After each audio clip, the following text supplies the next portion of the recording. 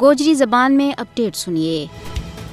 بھارتی ہندوتوا حکومت کی طرفوں اس کے زیر تسلط جموں کشمیر میں ظلم و جبر، تشدد، قہر سامانی، دوران حراست قتل، لوٹ مار، چھاپا، محاصرہ اور اجنا کی پامالی کو ایک نہ ختم ہونے والا سلسلہ بدستور جاری ہے۔ بے گناہ لوگوں نے گھروں چاہ کے دور دراڑے لے جا کے جعلی مقابلہ میں قتل کیے جا رہے ہیں۔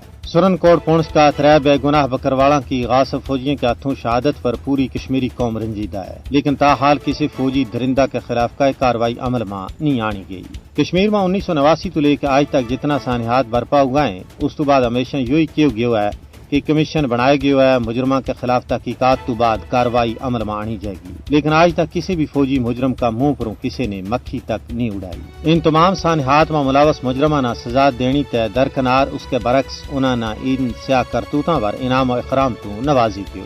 کشمیر میں خواتین اور بچہ مودی حکومت کی ظالمانہ پالیسیوں کو سب تو زیادہ شکار ہوا ہے۔ بھارتی فوج نے پچھلی 3 دہائیوں میں کشمیری سوانیاں اور بچوں کے خلاف سیاہ ترین جرائم کو ارتکاب کی ہوا ہے۔ جنوری 1989 تو 3 نومبر 2023 توڑی کشمیر میں 22,968 سوانی بیوہ، 1,07,941 بچہ یتیم ہو چکے ہیں۔ بھارتی فوجی کشمیری سوانیوں کی ہر جے عزت کرنی اپنا حق سمجھیں۔ جنوری 1989 تو لے کے ہن توڑی 11,259 مایا بیڑا کی چادر عصمت نہ پامال کیے جا چکے ہوئے۔ اس عرصہ کے دوران سینکڑا کشمیری بچوں نے قتل کیے گئے۔